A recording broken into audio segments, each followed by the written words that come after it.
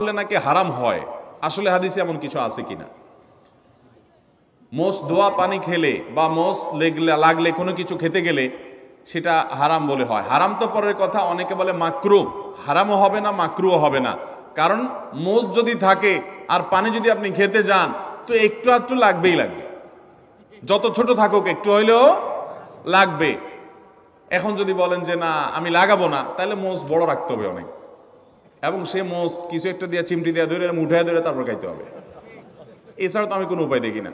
কারণ যদি ছোট ছোট মোষ হয়, পানি খাবেন আর লাগবে না, তাহলে ঠোঁট ধরে উঠে রাখতে হবে।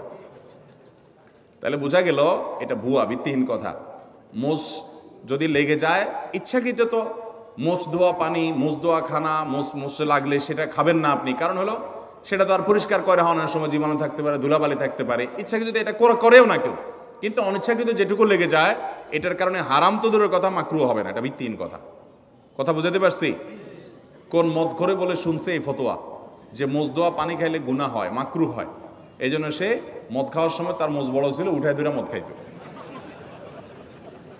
যে মদ খাওয়ার সময় যদি মাকরু হয়ে যায় তাহলে আল্লাহ নারাজ হয়ে যাবে। এই জন্য সে মোষ উঠায় নাকি মদ খাইতো।